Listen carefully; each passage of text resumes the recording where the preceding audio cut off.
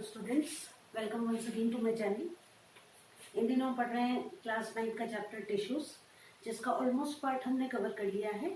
Last जो portion था last class में जो हमने छोड़ा था यहाँ पर, और इस पार्ट को आज हम कंप्लीट करके इस चैप्टर को कंप्लीट कर लेते हैं ताकि अगली क्लास में हम नेक्स्ट चैप्टर को स्टार्ट कर सकें।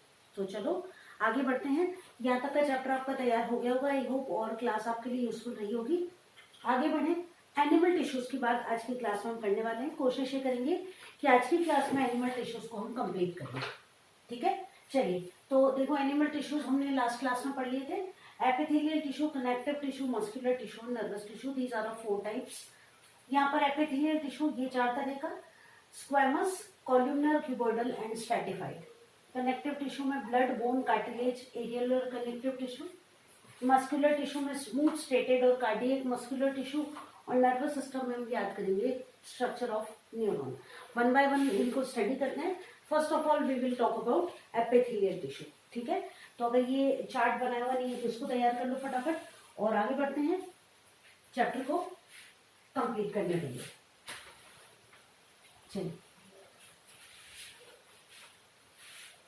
तो अब हम पढ़ रहे हैं सबसे पहले एपिथेलियल टिश्यू के बारे में। देखिए, एपिथेलियल टिश्यू है क्या? तो हमारी बॉडी की जितनी भी कवरिंग्स हैं, ठीक है, ये सब एपिथेलियल टिश्यू हैं। हमारी बॉडी के अंदर जितनी भी डक्ट्स हैं, लाइंस, मतलब ट्यूब लाइक स्ट्रक्चर्स जितने भी हैं, भाई उनकी जो स्ट्रक्चर है वो किसी न किसी लेयर से कवर्ड है।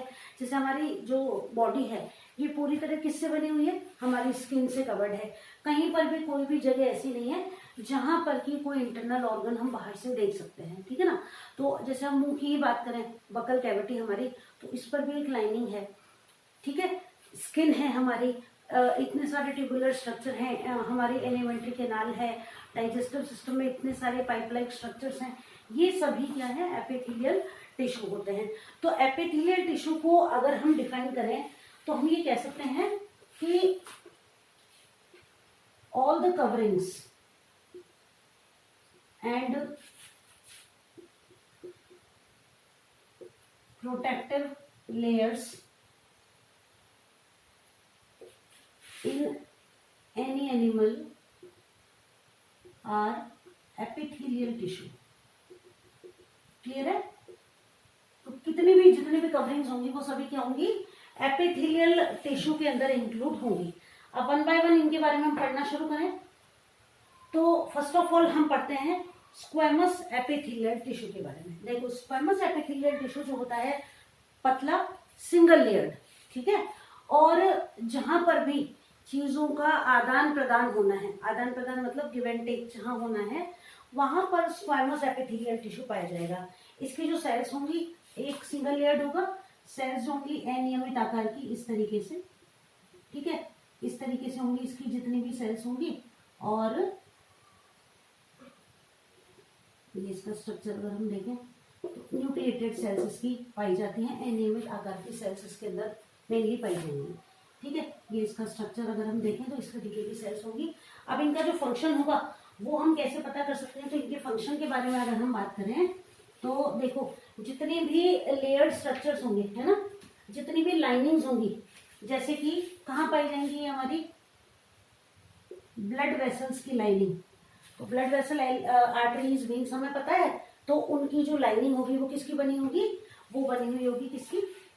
स्क्वैमस एपिथेलियल टिश्यू की। तो हमारी ब्लड वेसल्स के अंदर पाई जाएंगी ये। हमारे लंग्स के अंदर जो एल्वियोलाई होते हैं, अब ब्लड वेसल्स क्या कर रही हैं? ऑक्सीजन, कार्बन डाइऑक्साइड गैस का आदान प्रदान कर रही हैं। हॉर्मोन्स का कर रही हैं, एक्सक्रीटरी प्रोडक्ट्स का कर रही हैं, न्यूट्रिटिव एलिमेंट्स जो हैं उनका कर रही हैं। वहां पर पाई जाएंगी कौन सी? स्क्वैमस एपिथेलियल टिश्यू की हम बात कर रहे हैं। तो ये यहाँ पाई जाएंगी। लंग्स, एल्वियोलाई, एल्वियोलाई आपको पता है ऐसे बैग लाइक स्ट्रक्चर होते हैं, सिंगल लेयर्ड इनका स्ट्रक्चर होता है, हमारे लंग्स के अंदर पाए जाते हैं। केवल सिंगल लेयर्ड इनकी आउटर मोस्ट लेयर होती है, और वहां पर क्या होता है? ऑक्सीजन का तो इंटेक होता है और CO2 को फेफड़ों से बाहर निकाल दिया जाता है। तो जहां पर भी exchange of products is being done, so squamous epithelial is present on that surface। ठीक है, और कहाँ पाई जाएंगी ये? हमारी बकल कैविटी में। मुंह के अंदर, ठीक है। ईसोफेगस, ईसोफेगस जानते हो ना, फूड पाइप के आगे स्ट्रक्चर। तो ईसोफेगस जो है वहां पर भी क्या पाया जाएगा, स्क्वेमस एपिथेलियल टिश्यू पाया जाएगा, ठीक है। और देखें अगर तो हमारा nasal passage, covering of mouth. अब देखो इतनी जगह हुई, अब आपको याद क्या करना है, आपको याद यही करना है। पहली बात तो फंक्शन क्या है स्क्वामस एपिथेलियल टिश्यू का, तो these tissues are present on दो surfaces where give and take of elements is done on a small level. पहली बात, अब कहाँ कहाँ मिल रही है आपको, ब्लड वेसल्स के आउटर मोस्ट कवरिंग जो है, लंग्स के एल्वियोलाई में बकल कैविटी, ठीक है, oesophagus, nasal passage and covering of the mouth. जल्दी से नोट कर लो।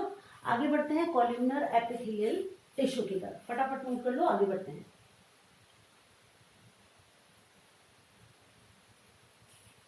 चले, चलो तो अब नंबर डालो, सेकंड, ये फर्स्ट हो गया। अब सेकंड नंबर, ये मैं रब कर देती हूँ ताकि इजी रहेगा आगे। अब देखो अगला जो टिश्यू है वो है कॉल्यूमनर एपिथेलियल टिश्यू। सेकंड की बात कर रहे हैं, कॉल्यूमनर एपिथेलियल टिश्यू, ठीक है। अब ये जो कॉल्यूमनर एपिथेलियल टिश्यू है, ये कहाँ, इसका मेन फंक्शन क्या है, एब्जॉर्प्शन एंड सिक्रीशन। मेनली इस टिश्यू का यही काम है। तो जहां पर भी चीजों का एब्जॉर्प्शन हो रहा है या सिक्रीशन हो रहा है, वहां पर कौन सा टिश्यू पाया जा रहा है, कॉल्यूमनर एपिथेलियल टिश्यू। अब कॉलम से क्या याद आ रहा है आपको, कॉलम यानी पिलर लाइक स्ट्रक्चर। अब क्या होगा, इसकी जो सेल्स होंगी इस टिश्यू की, उनका स्ट्रक्चर देखो, ये इस तरीके से, इस तरीके से ये ऐसी सेल्स होंगी इसकी। इसको क्या कहा जाएगा, कॉल्यूमनर एपिथेलियल टिश्यू। ऐसे बड़ी बड़ी सेल्स होंगी, तो पिलर लाइक स्ट्रक्चर, न्यूक्लिएटेड होंगी, ठीक है। तो पिलर लाइक स्ट्रक्चर जो होगा वो पाया जाएगा कॉल्यूमनर कॉलम, कॉलम यानी खंबे, ठीक है। तो पिलर लाइक स्ट्रक्चर इन सेल्स का पाया जाएगा मेन, ठीक है। तो एब्जॉर्प्शन और सिक्रीशन में मदद करती हैं सबसे ज्यादा। अब ये पाई कहाँ कहाँ जाएंगी, तो ये पाई जाएंगे देखो हमारी इंटेस्टाइन के अंदर, ठीक है, यूरिनोजेनाइटल ट्रैक्ट पर ये मेनली पाई जाती है। उनकी कवरिंग जो बनाने का काम है वो कौन करती हैं, कॉल्यूमनर एपिथेलियल टिश्यू के द्वारा किया जाता है, ठीक है। अब क्या होता है कि कई बार ये जो कॉल्यूमनर एपिथेलियल टिश्यू है, यहाँ पर छोटे छोटे सीलिया लाइक स्ट्रक्चर पाए जाते हैं, ठीक है। वो क्या करते हैं, जो मूवमेंट हो रहे हैं उनमें मदद करते हैं, चीजों को एब्जॉर्ब करने में या बाहर निकालने में मदद करते हैं। इसको क्या कहा जाता है, सीलिएटेड कॉल्यूमनर एपिथेलियल टिश्यू, ठीक है। अब ये मेनली कहाँ पाया जाएगा, ये हमारे नेजल पैसेज में पाया जाएगा, ठीक है। होगा क्या, नेजल पैसेज में पाया जाएगा, तो जो कोई भी डस्ट पार्टिकल्स हैं या इस तरीके की चीजें हैं उनको बाहर निकालने में मदद करेगा। ये है हमारा कॉल्यूमनर एपिथेलियल टिश्यूज का स्ट्रक्चर। और सीलिएटेड कॉल्यूमनर एपिथेलियल टिश्यू, उसको आपको दिन से पढ़ना है, क्लियर है यहाँ तक, फटाफट नोट कर लो। आगे बढ़ते हैं क्यूबॉइडल एपिथेलियल टिश्यू की तरफ,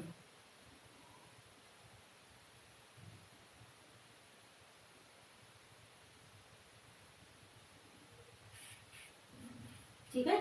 अब चलो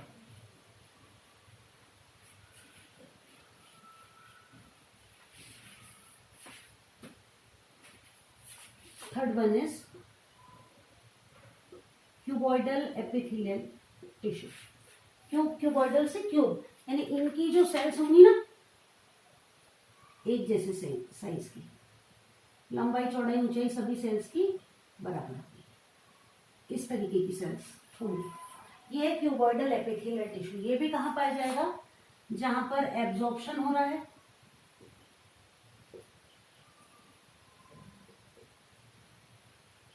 सिक्रीशन हो रहा है किसी भी चीज का, मेनली वहीं पाया जाएगा जहां पर एब्जॉर्प्शन सिक्रीशन हो रहा है, ठीक है।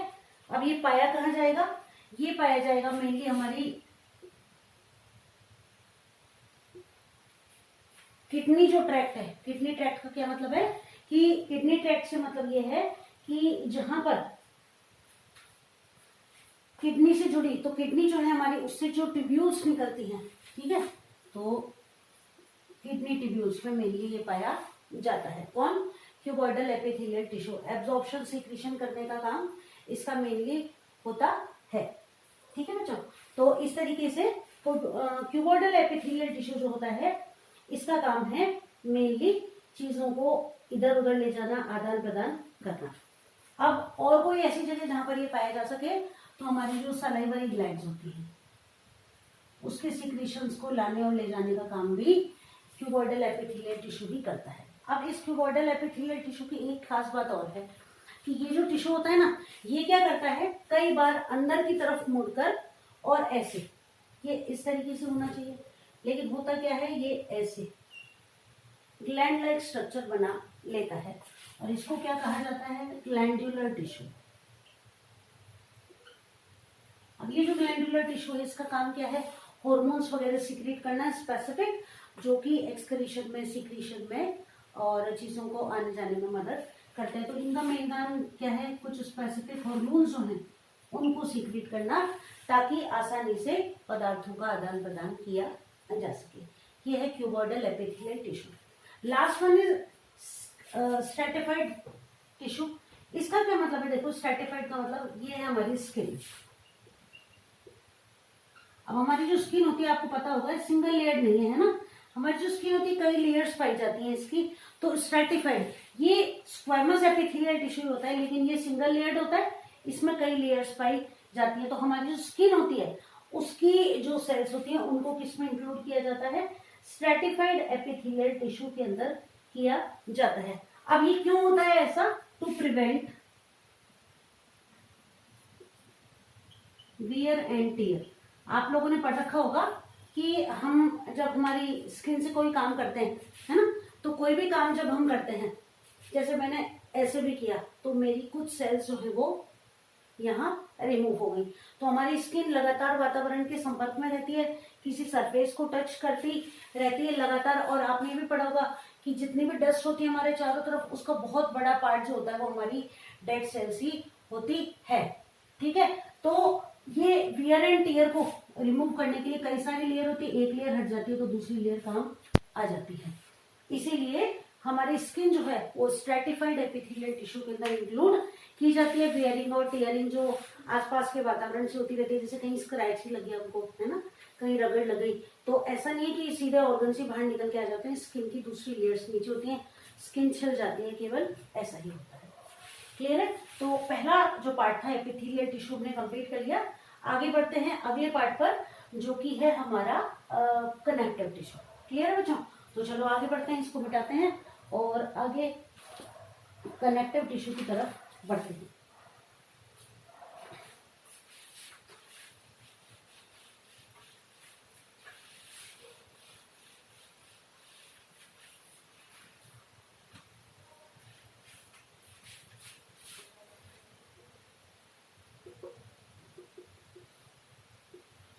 इसमें आपको पढ़ना है, देखो, ब्लड,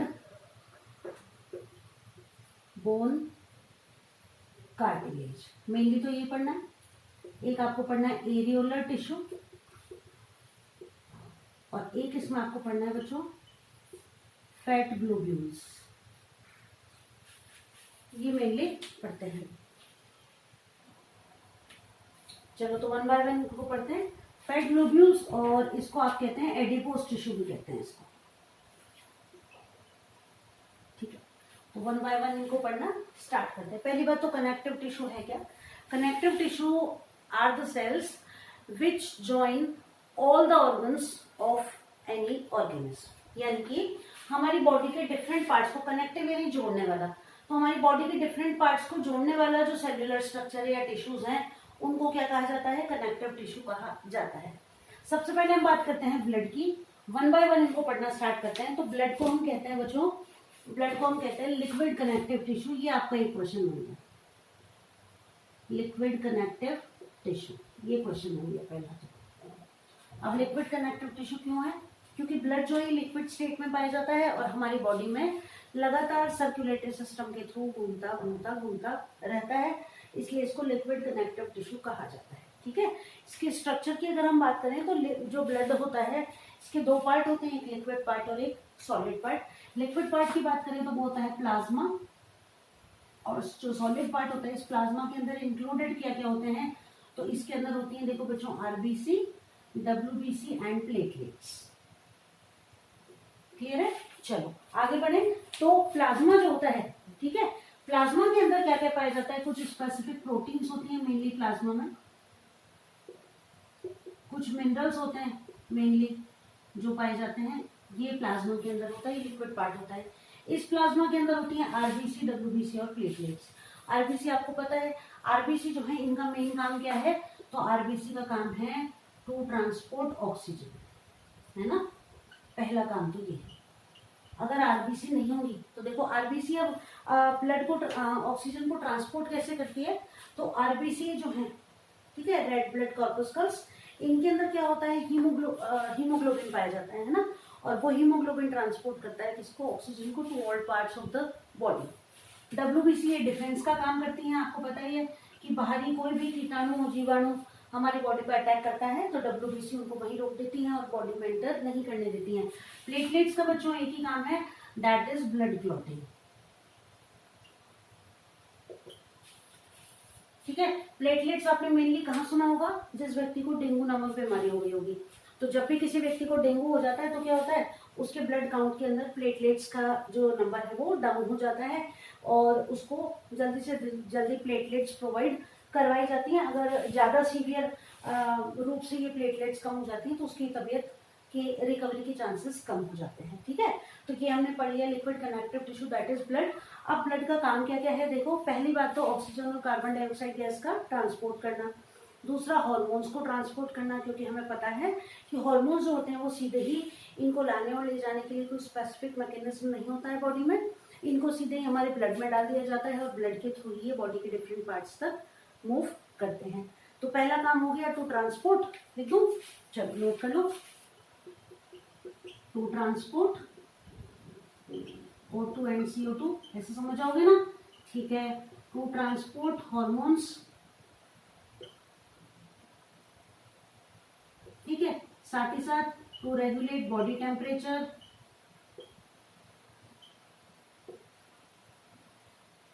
मेनली ये फंक्शन होते हैं किसके, ब्लड के।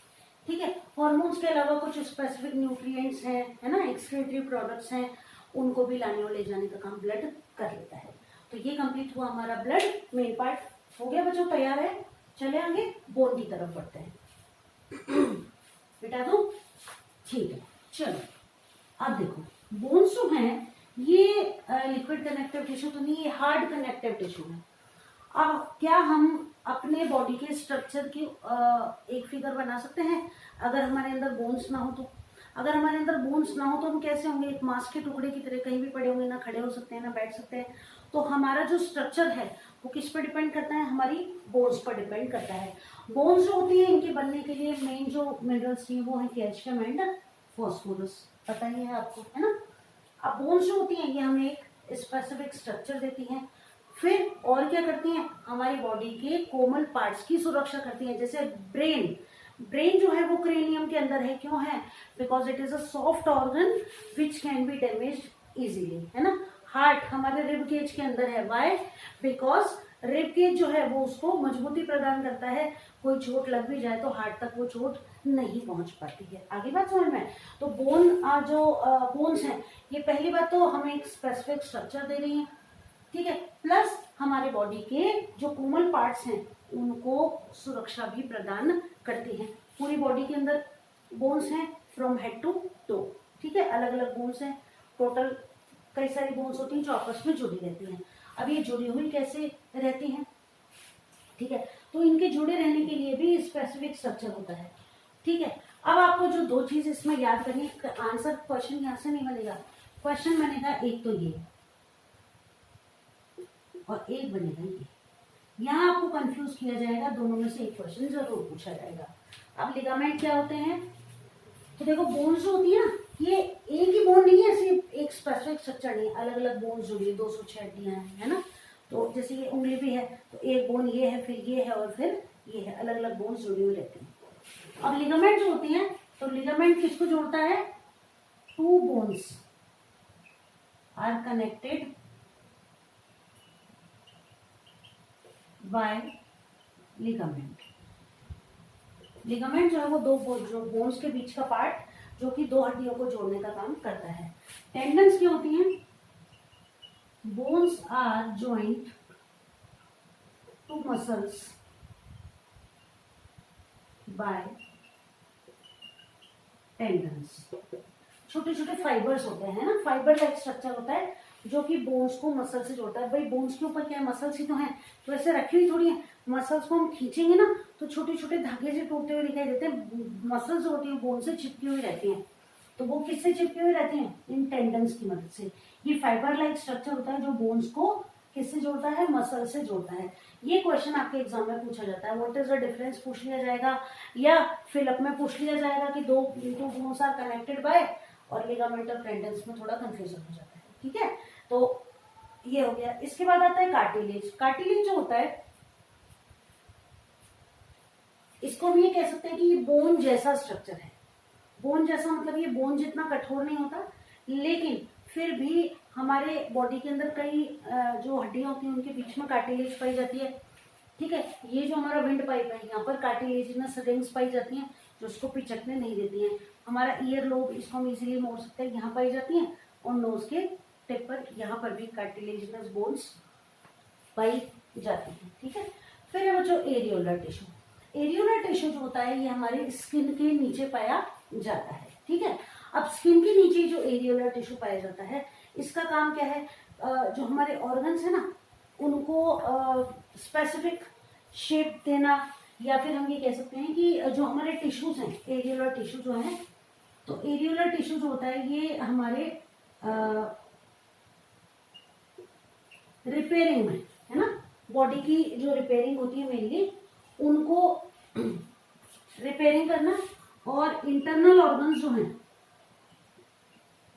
उनको सपोर्ट करता है। ठीक है, और टिश्यूज का रिपेयर करता है। ये काम कौन करता है? एरियोलर टिश्यू करता है मेनली। ये हमारी स्किन के नीचे पाई जाती हैं, मतलब कि बबल्स लाइक एयर इनके अंदर भरी हुई रहती है, जो कि इंटरनल ऑर्गन्स को सपोर्ट करती है, कि स्पेसिफिक शेप और साइज देने में मदद करती है। अब आता है बच्चों एडिपोज टिश्यू। एडिपोज टिश्यू जो है ये मेनली किन में पाया जाएगा? वैसे तो सभी में होगा, लेकिन ज्यादा जो व्यक्ति ज्यादा फैट होगा उसमें एडिपोज टिश्यू ज्यादा होगा। कैसे? कि जो हम खाना खाते हैं तो एक्सेस में जो फूड है वो किस रूप में इकट्ठा हो जाता है हमारी बॉडी में? फैट ग्लोब्यूल्स के रूप में, यानी कि फैट की छोटी छोटी गोलियों के रूप में इकट्ठा हो जाता है। ठीक है, तो ये स्किन और ऑर्गन उनके बीच में स्पेसिफिक पार्ट्स में फैट ग्लोब्यूल्स के रूप में कौन इकट्ठा हो जाता है? एडिपोज टिश्यू पाया जाता है। अब इसका एक फायदा हो रहा है, भाई मान लो एडिपोज टिश्यू जिसमें ज्यादा है वो व्यक्ति ओबेसिटी से तो जूझ रहा है, लेकिन इस एडिपोज टिश्यू का एक फायदा हो रहा है, it also works as an insulator. Insulator मतलब कि जिस व्यक्ति में एडिपोज टिश्यू ज्यादा होगा उसे इंसुलेट, यानी कि उसे गर्मी जो होगी वो थोड़ी ज्यादा लगेगी, यानी कि ठंड कम लगेगी। आपने देखा होगा, अगर आपने एडेप्टेशन वाला चैप्टर पढ़ा होगा, तो एक चर्बी की लेयर पाई जाती है। पोलर बियर वगैरह कैसे रह पाते हैं इतनी ठंड में, तो उनके अंदर एक स्किन के नीचे एक चर्बी की लेयर पाई जाती है जो कि इतनी ठंड में उनको रहने में मदद करती है। तो सेम लाइक दैट कि एडिपोज टिश्यू जो होगा वो it works as an insulator, और आसानी से ठंड जो है वो उस व्यक्ति को नहीं मिल पाएगी। ठीक है, चलो तो ये आपका कनेक्टिव टिश्यू कंप्लीट हो गया। अब आगे बात करते हैं किसकी? मस्कुलर टिश्यू की। नोट कर लो जल्दी से, और आगे बढ़ते हैं मस्कुलर टिश्यू की तरफ। बस चैप्टर आपका ऑलमोस्ट कंप्लीट हो गया, बहुत बस 5 से 7 मिनट और लगेंगे और चैप्टर हमारा कंप्लीट हो गया। ऑलमोस्ट चैप्टर हमने कंप्लीट कर लिया।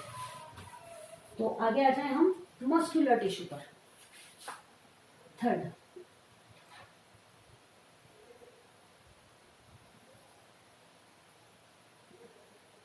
तीन पढ़े, लास्ट वन इज कार्डियक। ठीक है, स्मूथ और स्ट्रेटेड।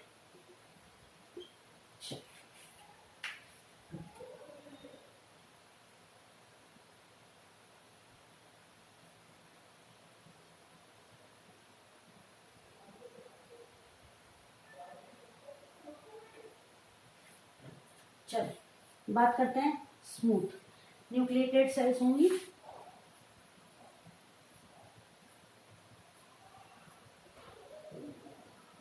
इस तरीके का इनका स्ट्रक्चर होता है। ठीक है, अब स्मूथ जो मसल्स होंगी ये कहलाती हैं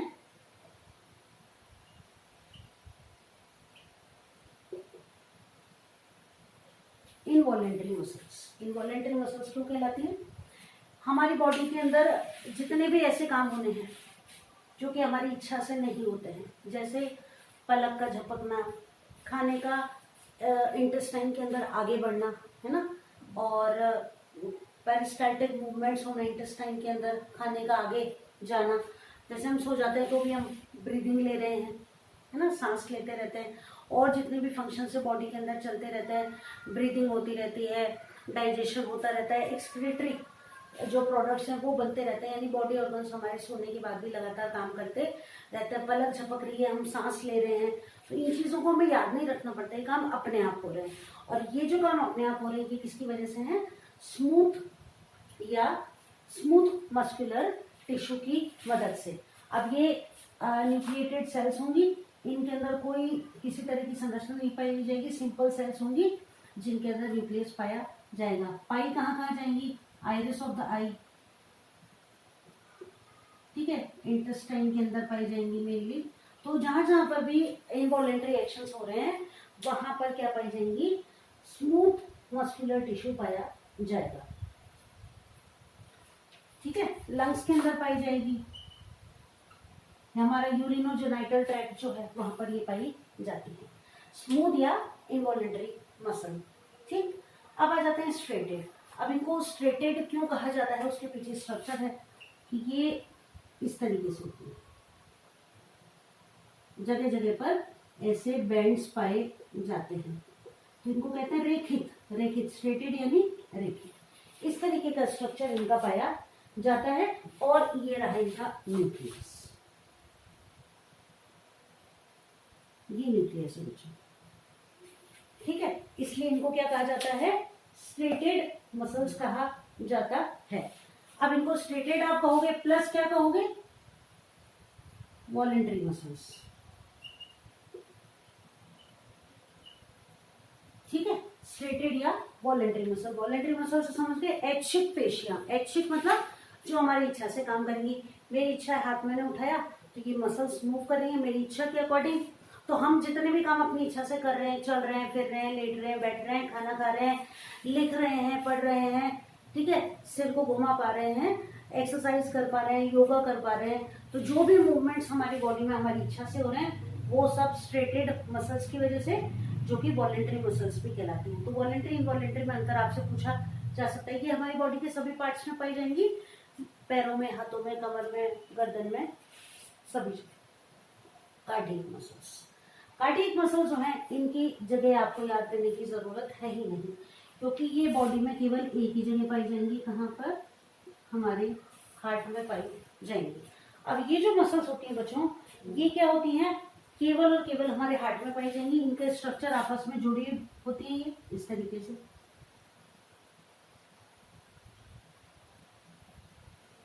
ये एकमात्र मसल्स ऐसी जो कि जब हम जन्म लेते हैं, देखो सब आपस में जुड़े हुए हैं, ये रही, ये इससे जुड़ गई, क्लियर है? तो जब से हम जन्म लेते हैं ये एकमात्र ऐसी मसल्स जो कभी भी थकती नहीं है, कभी रेस्ट नहीं करती हैं, क्योंकि इन्होंने अगर रेस्ट कर लिया तो स्थिति बड़ी खराब हो जाएगी, है ना। तो ये जो मसल्स हैं हमेशा काम करती रहती है, केवल और केवल हमारे हार्ट में पाई जाती है। यहाँ पर आपको ये याद करना है, और इनका मेन काम हार्ट को कॉन्ट्रैक्ट और एक्सपेंड करते रहना, ताकि हार्ट प्रॉपर वर्क करता रहे। ठीक है, अब हम आ गए हमारे चैप्टर के लास्ट टॉपिक पर, दैट इज नर्वस टिश्यू। तो नोट कर लो, नर्वस टिश्यू की तरफ आगे बढ़ते हैं।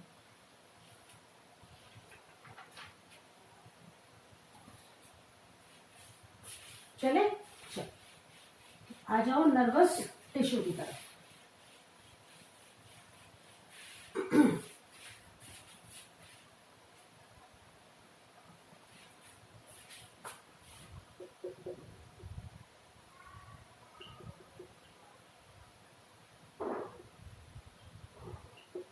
नर्वस टिश्यू की यूनिट जिसको कहा जाता है नर्व सेल, या और बताओ क्या नाम होता है उसका, न्यूरॉन।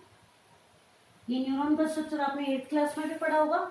स्ट्रक्चर की बात करें तो बस नर्वस टिश्यू में पहली बात तो क्या है कि कंट्रोल एंड कोऑर्डिनेशन में मदद करती हैं। कंट्रोल एंड कोऑर्डिनेशन का क्या मतलब है? कंट्रोल एंड कोऑर्डिनेशन का मतलब ये है कि हम हमारे बॉडी का होम्योस्टैसिस बना के रख सकें, यानी कि दिए गए भारी स्टिमुलस के अकॉर्डिंग किस तरीके से बिहेव करना है, ये हमें मदद करता है। कौन? हमारा नर्वस टिश्यू मेनली। ठीक है, ये हमारी पूरी बॉडी में फैला हुआ है, तंत्रिकाओं का जाल जिसे कह सकते हैं। Longest cell of the body, इनकी लंबाई 1.5 मीटर तक भी हो सकती है। नर्वस टिश्यू का स्ट्रक्चर आपको याद होगा, वैसे तो बना रखा है इस तरीके से, याद कर लो, सही है, ऐसे ही बनाते हैं।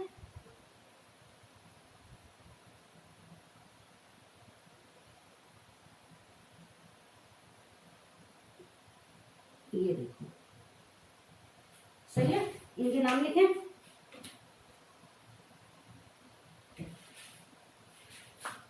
ये हो गया बच्चों न्यूक्लियस, ये सेल बॉडी, ये क्या है डेंड्राइट्स, ये क्या है एक्सॉन, और ये है नर्व एंडिंग्स। और भी होते हैं, जैसे यहाँ पर एक लेयर पाई जाती है इस तरीके से, है ना, इसको हम कहते हैं माइलिन शीथ।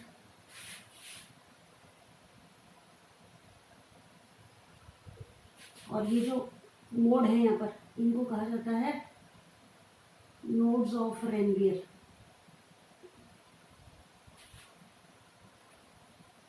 ये कहा जाता है। चलो, तो अब हम बात करते हैं नर्व सेल की। तो इनका स्ट्रक्चर हमने देख ही लिया।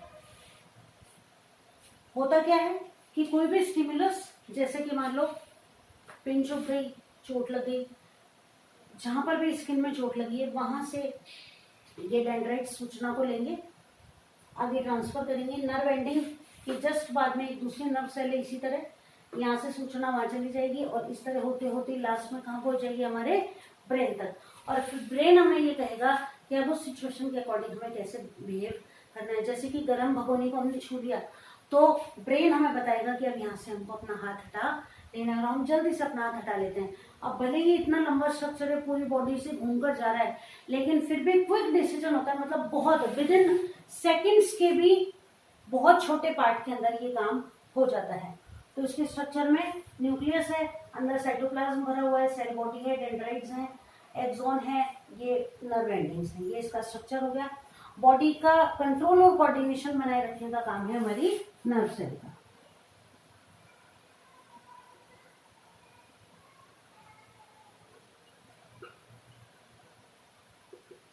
अगर नर्व सेल का control and coordination, nerve cell में कोई प्रॉब्लम होगी तो कंट्रोल एंड कोऑर्डिनेशन नहीं बन पाएगा। ठीक है, तो इसका मेन यही काम है। नर्वस टिश्यू जो होता है ये हमें मदद करता है कि बाहरी जो वातावरण है उसके अकॉर्डिंग हमें किस तरीके से बिहेव करना है।